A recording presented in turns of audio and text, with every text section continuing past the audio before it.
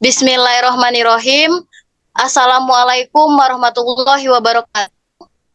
Waalaikumsalam warahmatullahi wabarakatuh. Salam sejahtera untuk kita semua. Salam Om Swastiastu, Namo Buddhaya, salam kebajikan. Selamat siang teman-teman. Dan yang saya hormati Ibu Tri Mulia Francika, SIP, MSI, selaku dosen pengampu mata kuliah teori. Semoga kita dalam keadaan sehat dan jangan lupa kita bahagia. Puji syukur kita panjatkan kehadiran Allah Subhanahu wa Ta'ala dan serta sholawat dan tak luput kita curahkan kepada Nabi Muhammad Sallallahu Alaihi Wasallam. Sebelum kita membahas materi, terlebih dahulu izinkan kami memperkenalkan diri. Saya Depa Septiani sebagai moderator. Saya Rintan Adelia Ramadanti sebagai presentator pertama. Saya Bella Amanda sebagai presentator kedua. Di sini kami akan membahas mengenai isu kebijakan yang dikeluarkan oleh pemerintah, yaitu kebijakan TAPERA. TAPERA atau yang disingkat dengan Tabungan Perumahan Rakyat, TAPERA memiliki 3 manfaat. Yang pertama, membeli rumah baru atau rumah pertama. Dan yang kedua, membangun rumah. Dan terakhir, yang ketiga, memperbaiki rumah. TAPERA ini aturannya diatur di PP nomor 21 tahun 2024. TAPERA ini telah diteken oleh Presiden Joko Widodo pada 20 Mei 2024. Berdasarkan PP nomor 21 tahun 2024 yang dikategorikan sebagai pekerja yaitu ASN, BUMN, swasta, dan termasuk freelancer. Freelancer ini adalah pekerja yang tidak dibawa perusahaan. Dijelaskan pada pasal 15, berapa simpanan TAPERA ini adalah 3%. Yang spesifiknya itu adalah 0,5 ditanggung atau dibebankan oleh perusahaan atau pemberi kerja, sedangkan 2,5% dibebankan kepada para pekerja. Khusus untuk freelancer dibebankan sebanyak 3% karena pekerjaannya tidak dibawa oleh perusahaan. Nanti pemberi kerja dan pekerja akan membayarkan dana TAPERA ini setiap bulannya sebelum tanggal 10. Dana TAPERA ini disetorkan ke rekening dana TAPERA. Kemudian selanjutnya, apa saja syarat peserta TAPERA dan contoh perhitungan simulasi gaji iuran TAPERA dan apa saja syarat berakhirnya TAPERA ini.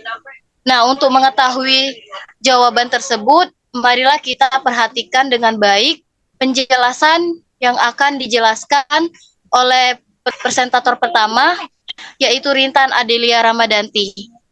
Kepada Rintan Adelia Ramadanti, disilakan. Nah, berdasarkan pasal 68 Peraturan Pemerintah Nomor 25 Tahun 2020, pemberi kerja wajib mendaftarkan pekerja kepada Badan Pengelola TAPERA paling lambat sejak 7 tahun sejak tanggal berlakunya peraturan tersebut. Pendaftaran ke perusahaan wajib dilakukan paling lambat 2027 mendatang. Pekerja yang wajib jadi TAPERA telah berusia paling rendah 20 tahun atau sudah menikah, berpenghasilan paling sedikit sebesar upah minimum dan pekerja mandiri. Adalah dengan penghasilan di bawah upah minimum atau freelance. Simulasi gaji iuran TAPERA contohnya pertama, misal gaji 3 juta berarti iuran potongan per bulannya adalah 90.000 dan iuran per tahunnya adalah 1.080.000. 2. Misalnya gaji 5 juta, iuran per bulannya dipotong 3%. Per bulannya adalah 150.000 dan per tahunnya adalah 1.800.000. Maka dalam 50 tahun, iuran mencapai 90 juta. Ini termasuk belum jelas terkait syarat berapa sebenarnya pengajuan minimum untuk bisa pengajuan pembelian rumah. Karena kita lihat di KPR, misalnya KPR itu mengambil kurang lebih sekitar 30% dari harga rumah yang akan dibeli. sedangkan iuran tapera belum secara spesifik. Syarat kepesertaan berakhir, artinya bagaimana uang ini bisa diambil kembali. Yang pertama pensiun, yang kedua kalau kita sudah kerja sampai dengan 58 tahun, nah ini bisa diambil dananya kembali. Yang ketiga meninggal. Ini harus diurus ahli warisnya. Yang keempat, tidak memenuhi kriteria 50 tahun berturut-turut. Misalnya kalian kehilangan pekerjaan atau keadaan ekonomi tidak bagus, atau tidak bisa menyetor, dan tidak bisa menyicil tapera ini. Baiklah, kemudian kita akan beranjak ke materi selanjutnya, yaitu ke presentator yang kedua, yaitu Bella Amanda. Kepada Bella Amanda, disilakan. Baiklah, sebelumnya di era Soeharto sudah ada kebijakan yang serupa, namun ada beberapa perbedaan. Yang pertama, di era Presiden Soeharto namanya Badan Pertimbangan Tabungan Perumahan Pegawai Negeri Sipil atau Bepertarum PNS. Sedangkan di era Presiden Jokowi namanya ialah TAPRA atau Tabungan Perumahan Rakyat. Yang kedua, di era Presiden Soeharto diwajibkan hanya ASN saja supaya mereka punya rumah.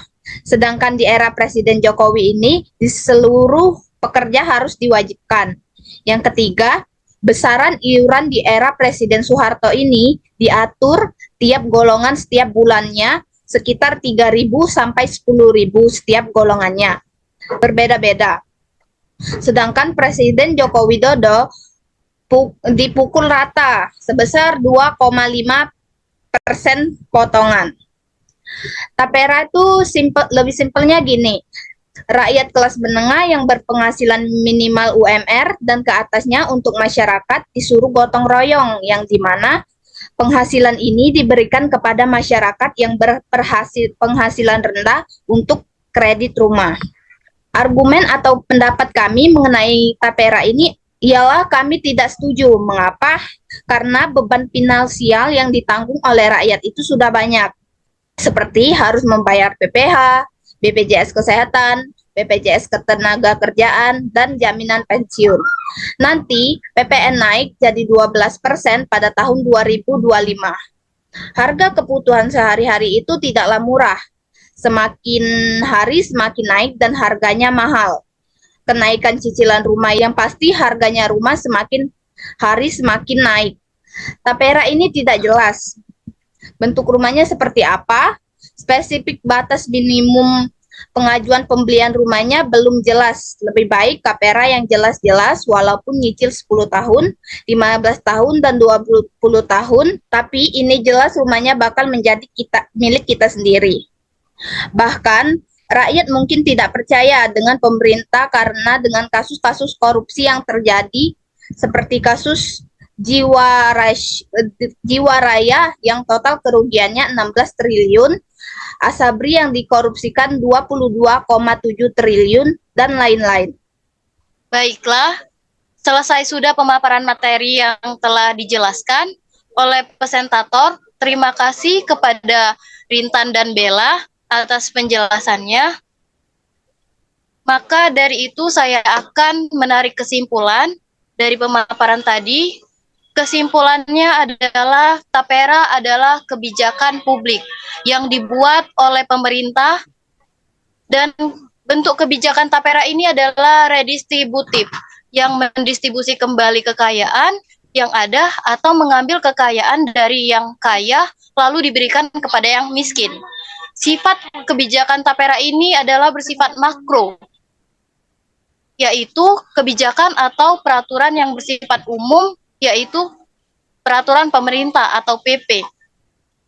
Kebijakan tapera ini hubungannya adalah dengan formulasi teori kelembagaan, yaitu karena membuat kebijakan adalah tugas dari pemerintah, atau oleh karena itu apapun dan cara apapun yang dibuat oleh pemerintah pada dasarnya dapat dikatakan sebagai kebijakan publik. Pemerintah memegang sah membuat kebijakan. Fungsi dari tapera tersebut bersifat universal yang berlaku pada semua pekerjaan, baik ASN maupun non-ASN. Kebijakan tapera ini hubungannya juga dengan teori elit, yang dimana dalam setiap masyarakat terdapat dua kelompok, yaitu kelompok pertama, kelompok pemegang kekuasaan atau yang disebut dengan elit, dan yang kedua tidak memegang kekuasaan atau disebut massa. Sedemokratis apapun selalu ada biasnya dalam formulasi kebijakan ini. Pemerintah memegang kekuasaan politiknya yang menyelenggarakan kekuasaan dengan keinginannya atau seleranya. Jadi seluruh pekerja, baik ASN maupun ASN, dipaksa atau diwajibkan untuk membayar tapera ini sebesar 3%. Baik yang walaupun yang sudah punya rumah ataupun yang tidak punya rumah, itu wajib dan dipaksakan mengikuti keinginan atau selera dari pemerintah. Harapan kami adalah tapera ini dibatalkan karena tapera ini merugikan masyarakat. Dengan keadaan ekonomi yang sekarang seperti ini, bahan makanan, bahan pokok, itu semuanya pada naik, pada semuanya mahal. Beras mahal, semuanya mahal. Dan juga pajak akan naik pada tahun 2025, yaitu sebesar 12%.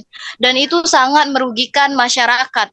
Jika ada salah kata, kami memohon maaf. Dan terima kasih. Kami akhiri. Wassalamualaikum warahmatullahi wabarakatuh. Waalaikumsalam warahmatullahi wabarakatuh.